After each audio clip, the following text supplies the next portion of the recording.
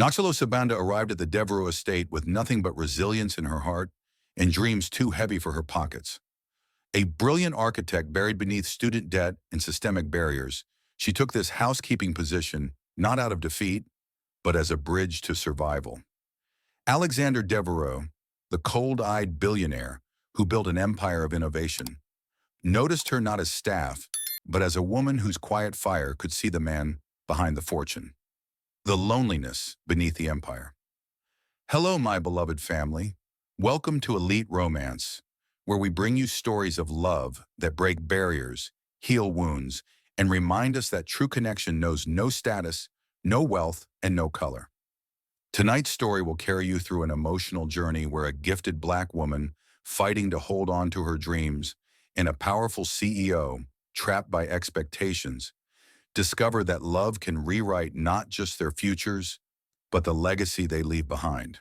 If you're new here, join our Elite Romance community by hitting that subscribe button. Together, we'll explore the kind of love that transforms lives, the kind that dares to challenge society's rules. And before we dive deeper, have you ever felt a connection that defied expectations, that crossed boundaries people said were impossible? Share your story in the comments below, because here, every story reminds us, love often finds us in the most unexpected places. The car rattled up the steep drive as dusk folded over the estate, iron gates parting with mechanical precision. Noxolo Sibanda tightened her grip on the worn leather strap of her bag, the sound of gravel under thin tires echoing in her chest like a drumbeat of doubt. The mansion rose before her, glass and steel stretching toward the clouds, every polished edge catching the last light of day. A monument to a world she had only studied from afar, the scent of manicured hedges mixed with the metallic tang of her nerves. She told herself this was temporary, a job to steady her debts, a pause in the blueprint of her ambitions. Yet as the vehicle stopped before the service entrance, a shiver of humiliation slid down her spine. She adjusted the second-hand blazer that didn't quite fit her shoulders, straightened her back, and swallowed the fear that whispered she was trespassing in someone else's dream. The heavy door creaked open, and Mrs. Whitmore, the head housekeeper, appeared. Her gray hair pulled so tightly it seemed to stretch her skin into a mask of perpetual disapproval. Her voice was sharp, stripped of warmth, and her eyes swept Noxolo like a scanner searching for flaws. "You're 3 minutes late." Noxolo drew a breath, forcing composure into her tone as she apologized for the traffic, though she knew no excuse would matter. Mrs. Whitmore's gaze lingered on the calluses on Noxolo's fingers, a silent judgment of hands that once sketched towers but now held cleaning rags. "Follow me," she said, heels striking marble with military rhythm.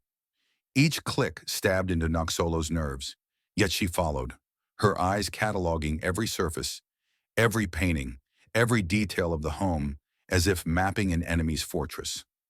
The air smelled of wax and wealth, and the ceilings soared so high they seemed to mock her height. They passed through hallways lined with portraits of severe men in tailored suits, their painted eyes fixed with a coldness that reminded her of courtroom judges. Chandeliers scattered light like shards of ice, and glass walls reflected her figure at her, a dark silhouette swallowed by grandeur. Mrs. Whitmore outlined duties with clipped efficiency, polishing antiques, preserving glass, dusting canvases that cost more than a year's salary. When she spoke of boundaries, her voice cut sharper. The third floor was forbidden unless summoned, the East Wing office off limits, and above all, silence was expected in the presence of Mr. Devereux. Noxolo nodded, her jaw tight, her thoughts louder than her words. They think silence is obedience, but silence can also be a strategy. She repeated the phrase inwardly, like a shield, gripping her bag as though it carried not rags but weapons. The tour ended at the conservatory, a cathedral of glass where twilight spilled through geometric panes. The air was humid, heavy with the scent of orchids and damp stone, and a koi pond shimmered beneath soft light like a secret reservoir of calm. For a moment, Noxolo forgot her disguise, her heart rising at the perfection of design, living architecture, breathing geometry. But before she could linger, the sound of footsteps entered like thunder. She turned, pulse seizing, and saw him. Alexander Devereux stepped into the chamber, tailored suit absorbing the dim light. dark gaze landing on her with the weight of ownership. He moved with calculated restraint, a man accustomed to gravity bending for him. Mrs. Whitmore bowed her head and greeted him, but Noxolo froze, her throat dry, forcing herself not to flinch. His eyes rested on her name tag, then lifted to meet hers with unnerving precision. "You must be the new staff member." Her reply was steady, though her lungs screamed for air. "Yes, Noxolo Sibanda." His eyebrow arched, the faintest trace of curiosity crossing his face. Unusual to find such education in housekeeping. She swallowed, refusing to be reduced. Many paths lead to unexpected places. For the first time, the billionaire's lips curved slightly, not quite a smile, but an acknowledgement that she had not bowed. The silence that followed was taut, stretched like a wire between them. Mrs. Whitmore cut it short, dismissing Noxolo with orders to prepare the conservatory by dawn each day. As Noxolo left, she felt Alexander's gaze remain fixed, as though measuring the distance between who she appeared to be and who she truly was. Outside, the night had fallen heavily, and the city's glow blinked faintly on the horizon beyond the manicured hills. She walked to the small staff quarters at the back of the estate, the walls plain and narrow, the mattress stiff, but the air alive with thoughts too restless to contain. Her sketchbook lay hidden in her bag, pages of structures she had drawn on sleepless nights, buildings that belonged not to the elite, but to those who had been forgotten. She opened it, letting her pencil scratch against the page, each line a rebellion against the silence imposed on her. But even as graphite curved into columns and arches, her mind replayed his stare, the way he had looked at her not with pity, not with scorn, but with a strange recognition. It unsettled her, a reminder that beneath the armor of arrogance, there might exist a man more complicated than the empire he commanded. Still, she warned herself not to believe in illusions. Wealth could notice, but wealth could also consume. She pressed her hand to the postcard tucked inside her sketchbook, the faded ink of her father's handwriting, a reminder of injustice, of promises broken by a system that never cared. Her chest ached with the memory, yet it hardened her resolve. She whispered into the dark, "I didn't come here to surrender. I came here to survive." And when morning broke, that vow clung to her like armor. The alarm struck before dawn, and she moved quickly, the cold tiles biting her feet as she washed and dressed. The estate was still asleep, its silence thick as fog, yet she felt every shadow watching, testing her resolve. She carried her bucket and cloths to the conservatory, the glass walls faintly glowing as the first light seeped through. The orchids waited, delicate and stubborn, their blossoms clinging to life in spite of human interference. She knelt beside them, hands steady, whispering under her breath as if the plants could hear her defiance. A rustle behind her shattered the stillness. She turned, pulse quickening, to find Alexander standing in the doorway, his tie undone, a faint crease between his brows. He spoke without preamble, his voice low but commanding, asking what she saw in the orchids. Her answer came without hesitation, that sometimes perfect conditions fail because life demands connection. His gaze locked on hers, and though the distance between them remained, the air seemed charged, as if her words had pried open a door he kept sealed. Days folded into one another, each one blurring with tasks, but always there were stolen moments where their paths intersected. In the library, she dusted shelves while he pored over reports, yet his questions strayed from business into the shape of cities and the rhythm of public spaces.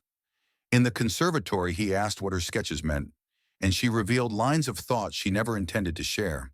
Their exchanges were brief, but each left behind a residue, a pull she tried to deny, yet could not. Beneath his precision and restraint, she glimpsed something restless, a man cornered by his own empire. Still, she guarded herself, reminding her heart that wealth couldn't be noticed, but never belong. She folded her sketches away after each conversation, determined not to confuse curiosity with care. Yet every night, when she lay on the hard mattress, her mind replayed the cadence of his voice and the flicker in his eyes when he spoke of dreams he dared not voice aloud. Not everyone was blind to the subtle current building between them. Mrs. Whitmore's disapproval grew sharper, her commands more clipped, her inspections ruthless. She corrected Noxolo over imagined faults, scolded her for dust motes invisible to the eye, and reminded her of her place with venom disguised as duty. Noxolo endured, silent on the surface but boiling within, her pride bruised but not broken. Worse still was Veronica Blackwell, chief financial officer, who visited the mansion often with files clutched in manicured hands. Veronica's beauty was calculated, her presence magnetic, her words laced with iron. She looked at Noxolo once, briefly, and in that look carried dismissal, as if Noxolo were less than furniture. When Alexander entered the room, Veronica's tone shifted, syrupy yet sharp, her laughter too loud, her hand brushing his sleeve in ways that spoke of entitlement. Noxolo lowered her gaze, but her mind recorded every detail, every flicker of contempt. She recognized the pattern. Women like Veronica believed the world owed them permanence, and any disruption was treated as a crime. One evening, as thunder rolled across the horizon and rain lashed against the glass, Alexander entered the conservatory unexpectedly. His jacket was gone, his sleeves rolled, and the tension in his posture betrayed the battles he had fought behind boardroom walls. He found her adjusting the lamps around the orchids, and instead of leaving, he asked why she bothered speaking to flowers. Her answer came sharply, that everything alive listens, even when no one admits it. He studied her, silent, then confessed he felt caged by his position, that power could suffocate as easily as poverty. The words startled her, not for their content, but for their vulnerability. In that instant, she saw not a titan of industry, but a man cracking under invisible weight. She wanted to tell him she understood that cages have many shapes, yet she bit her tongue, fearing that once spoken, the truth could not be pulled back. Their silence that night was heavier than thunder, and when he left, she felt the air collapse behind him as though the room itself had exhaled. The first strike of scandal came without warning. While polishing the marble staircase, Noxolo overheard fragments of a conversation between Veronica and Mrs. Whitmore. Veronica's voice was cold, threaded with contempt, declaring that Alexander's sudden distraction was dangerous, that whispers had begun among investors. The mention of distraction was enough. Noxolo knew instinctively it pointed to her. Heat flared in her chest, a mixture of fear and fury. She pressed her cloth harder into the stone, each stroke a silent refusal to let them see her unravel. That night, she sketched furiously, pages torn by the pressure of her pencil, lines sharp enough to cut. The designs grew taller, bolder, more defiant. Structures that refused to bow, towers that stood despite storms.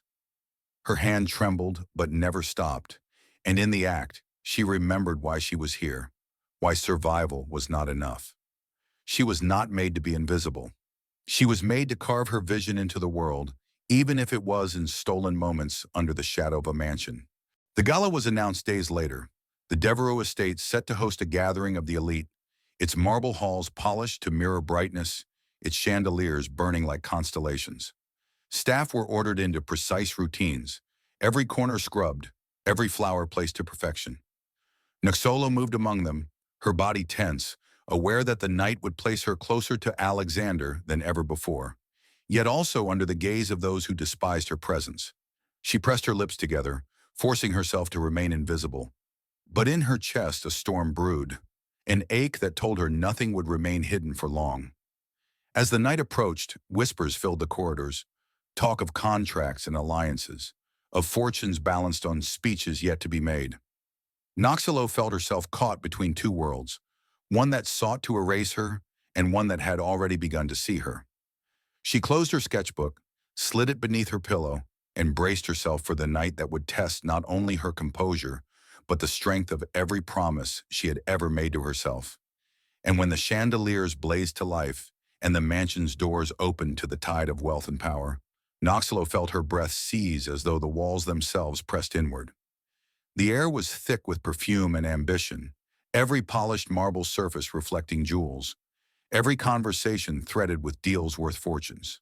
Staff moved like shadows, silent and precise, yet she felt each stare burn through her uniform. She carried trays, poured glasses, adjusted flowers, all the while catching glimpses of Alexander, moving among the guests with practiced ease, his voice steady, his smile measured, yet his eyes searching the room as if pulled toward her by an invisible line. Veronica lingered near him, a flawless figure in scarlet silk, her laughter deliberate, her touch calculated. Noxolo kept her gaze down, but her mind crackled with fire, resisting the humiliation of being invisible to some and too visible to others. The announcement came midway through the evening, a signal for speeches, the crowd gathering beneath the grand staircase where the billionaire would address them. Noxolo stood at the edge of the room, half hidden behind a column, her heart thundering against her ribs as Alexander's voice carried through the hall. He spoke of innovation, responsibility, legacy, and then, without warning, his eyes fixed on her. In that instant, silence swept the room, the wealthy leaning closer, curious, expectant. His words cut clean through the air. The future belonged not only to profit but to vision, and that vision had been reignited by someone who saw beyond the walls of privilege. Gasps rippled across the crowd as he extended his hand toward her, not in secrecy but in declaration. Noxolo froze, the weight of every gaze heavy on her skin, yet her feet moved, drawn into the circle of light where judgment and awe collided. Her hand found his, and the world narrowed to the press of his fingers against hers. Whispers surged, some in admiration, others in venom, and she knew life would never be the same again. That night marked the end of Shadows. The following morning, headlines blared with speculation, tabloids dissecting her past, online forums erupting with theories. "Who is Noxolo Sibanda?" they asked, and answers came twisted with venom. A maid chasing fortune, a distraction for the CEO, a risk to investors. At the mansion, Mrs. Whitmore's glare sharpened, her tone colder, her commands designed to grind Noxolo's spirit into dust. Veronica struck harder, summoning her in front of other staff only to mock her presence, her words dripping with contempt as though Noxolo's existence was a stain on the house. Alexander tried to shield her, but protection could not erase the sting of scorn. At night she lay awake, the whispers of the world pounding against her walls. Yet she forced herself to remember the orchids, how they clung to one another to thrive. She would not break.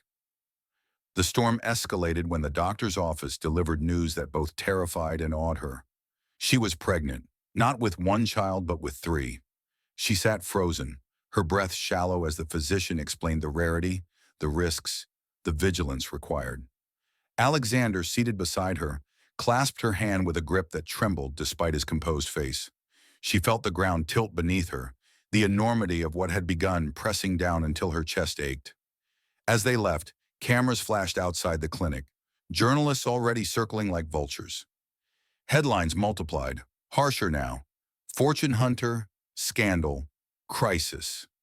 Her body had become a battlefield for speculation, her life reduced to a story others twisted for profit. She wanted to scream, to run, but instead she stood straighter, her voice steady as she told Alexander she would not let fear define her. Veronica seized the chaos, her attacks calculated, her influence stretching into boardrooms where investors muttered about instability. She fed stories to the press, whispered doubts into the ears of directors, warning that sentiment could destroy empires. Rumors spread of emergency meetings, of alliances shifting, of Alexander's throne trembling. Noxolo overheard fragments from staff who spoke too freely in corridors, their words slicing into her with merciless clarity. They said she was a liability, that she would ruin him, that she should disappear before everything collapsed. The walls of the mansion seemed to close in, every corner echoing with disapproval, every mirror reflecting not her face but the accusations hurled against her. Still, she clenched her fists, refusing to surrender ground.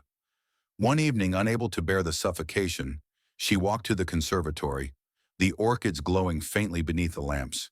She pressed her hand to the glass, her reflection trembling, her belly already carrying the weight of lives not yet born. Memories surged, her father's postcard, the bars that had caged him, the injustice that stole years from his life. Anger fused with determination, her pulse pounding with clarity.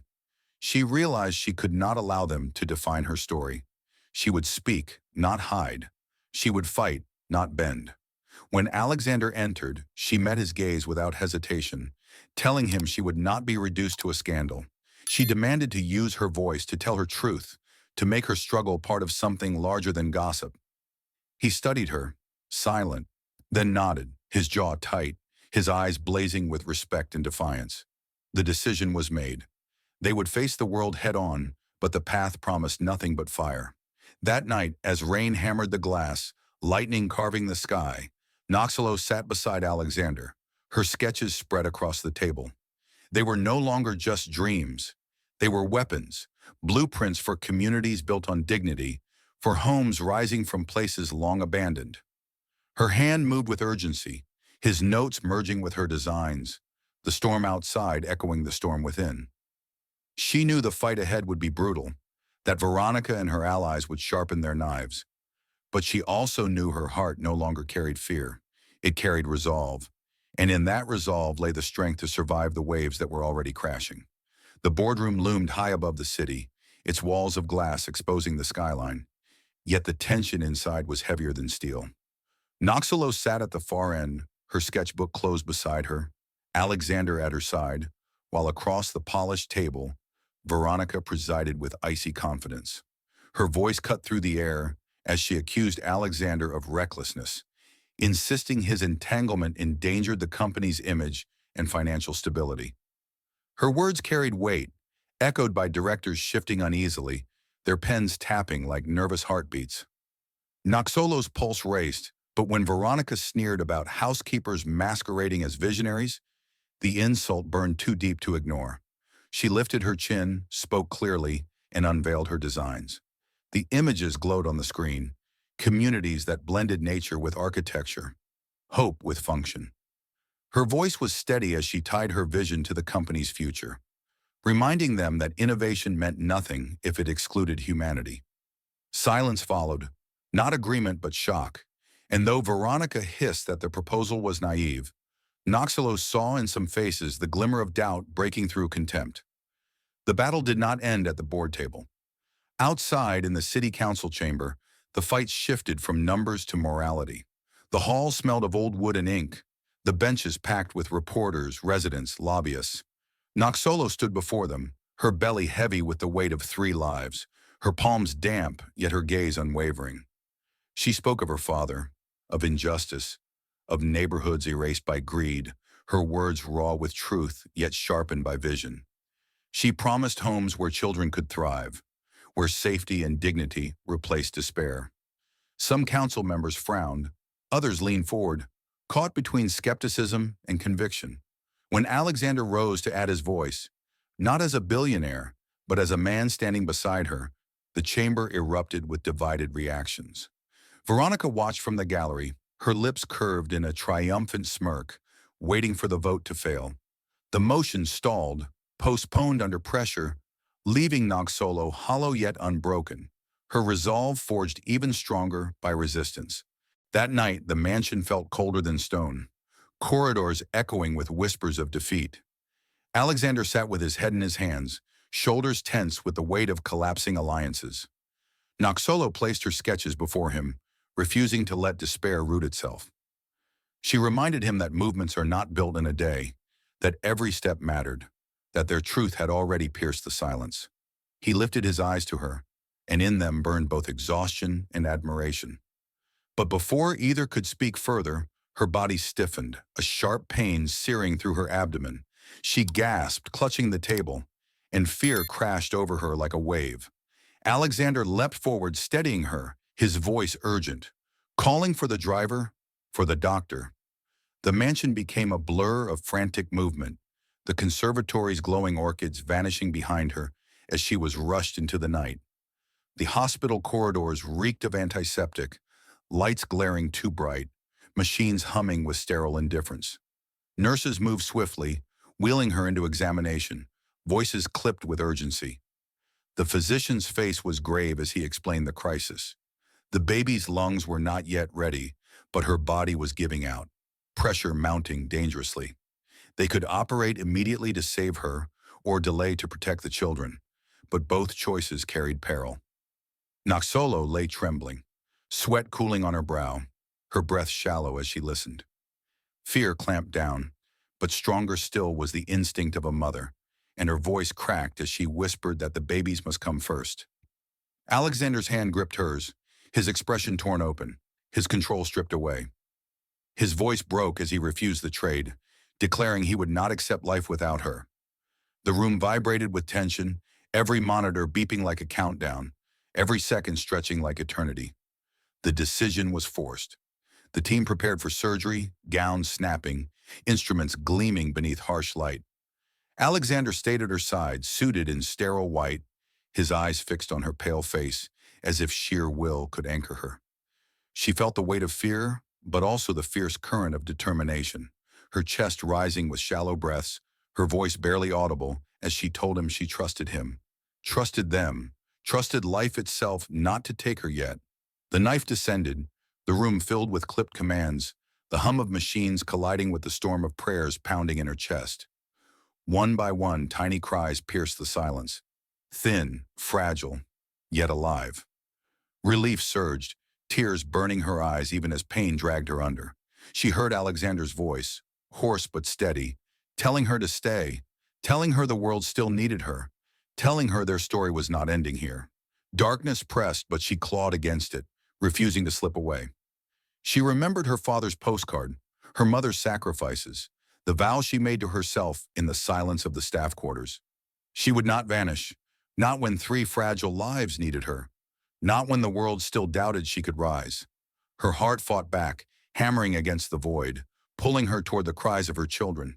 And when her eyes fluttered open, the first sight she saw was Alexander's tear-streaked face bent over her, his relief so raw it fractured her fear. He whispered that all 3 were safe, small but breathing, and for the first time, she allowed herself to believe that survival was not just endurance, but victory. Days blurred in the sterile glow of hospital lights, each hour marked by the rhythm of machines and the soft cries of her newborns. Nurses moved around her with quiet efficiency, yet every time they placed one of the infants in her arms, the world stilled. Their tiny chests rose and fell with fragile determination, and she traced their features with trembling fingers, marveling at their defiance. Alexander hovered constantly, his authority stripped of arrogance, his power reshaped into vigilance. His empire waited, yet he remained by her side, sleepless, relentless, reminding her that victories worth keeping were never measured in profit but in breath and heartbeat. When the family returned to the mansion, the estate no longer seemed an untouchable fortress, but a home reborn in chaos and tenderness. The conservatory filled not with silence, but with lullabies, the orchids glowing faintly under lamps as if blessing the children's cries.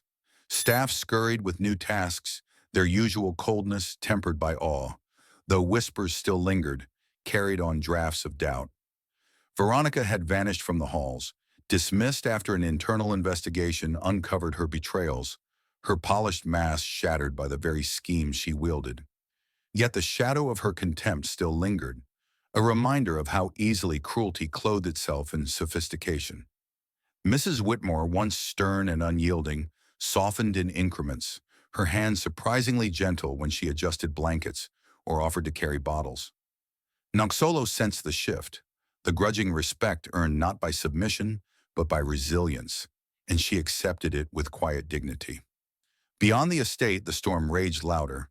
Headlines dissected every detail, and commentators divided between outrage and admiration. Some called her a symbol of ambition, others a scandal that refused to die.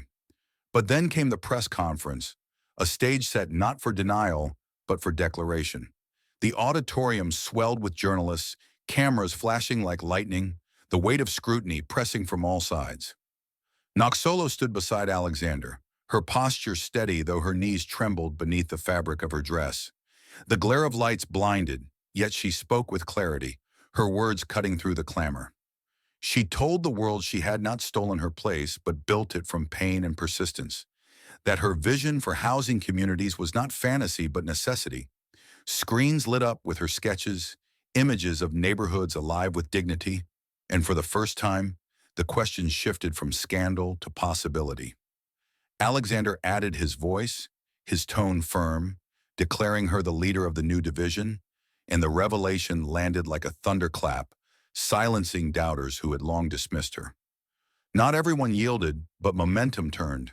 City officials, swayed by the resonance of her story, approved the first project site. Community leaders reached out, offering partnerships. Letters arrived, handwritten by families who had lost hope, thanking her for daring to speak. At night when the children slept, she read those words aloud, her chest swelling with both pride and responsibility. Alexander watched her in those moments, his expression filled with reverence, and he admitted that for the first time, his empire felt human. She touched his hand and told him that wealth without justice was hollow, and he agreed, his silence heavier than any vow. The day of the groundbreaking arrived beneath a sky streaked with gold, the earth trembling beneath the weight of machinery, ready to carve foundations. Noxolo stood at the edge of the site, her hard hat secure, her eyes stinging as she watched the first shovel pierce the soil. She felt her father's presence in the wind, his injustice transformed into fuel for change. The triplets lay swaddled in the arms of caretakers nearby, their cries mingling with the hum of engines, a chorus of new beginnings. Alexander stepped behind her, his hand resting against her back, steady, proud. Reporters crowded, microphones thrust forward, but she ignored the clamor and spoke to the community instead, her voice raw but resolute. She promised not perfection, but perseverance, not charity, but partnership, and her words sank into the hearts of those who had long been unseen. At nightfall back at the estate, the family gathered in the conservatory once more. The orchids thrived, their blossoms richer than before, as though they too had endured storms. The triplets slept in cribs arranged in a circle, the soft rise and fall of their breathing like music. Alexander leaned against the glass, the city lights glittering beyond, and whispered that love had rewritten him, that legacy meant nothing unless it was shared. Noxolo joined him, her head resting against his shoulder, her eyes fixed on the horizon where cranes marked the site of her project. She whispered that survival was no longer enough, that they had built something larger than themselves. He turned to her, their faces illuminated by lamplight, and answered simply that they would keep building, no matter how fierce the opposition. As the night deepened, quiet filled the chamber, not the silence of isolation, but of peace earned through fire. The children stirred, fragile yet fierce. The proof of battles survived. Noxolo bent over them, her hand brushing across their foreheads, her heart swelling with gratitude. She remembered the night she arrived with only a bag and a fractured dream, and she marveled at how far that dream had carried her. Strength was not the absence of fear, but the refusal to surrender to it, and love was not escape, but endurance. She whispered to the sleeping infants that they would grow in a world different from the one she knew, a world she had carved open with determination and defiance. And as dawn broke once more, light spilling across the glass walls, she understood that their story was not only about love found in impossible places, but about the power of belief to turn pain into legacy. What did you feel as you followed Noxolo and Alexander through their battles, their love, and the legacy they created? Did their journey remind you of the strength it takes to rise above prejudice, fear, and doubt? We'd love to hear your reflections in the comments below. If this story moved you, please support Elite Romance by liking this video and subscribing to our channel. Your voice keeps this community alive and helps us bring more stories of courage, devotion, and transformation to life. Have you ever faced a moment where love or faith changed the direction of your life completely? Share your experience with us. We want this to be a place where every story matters. Join us next time for another unforgettable tale of passion, resilience, and the extraordinary power of love against all odds.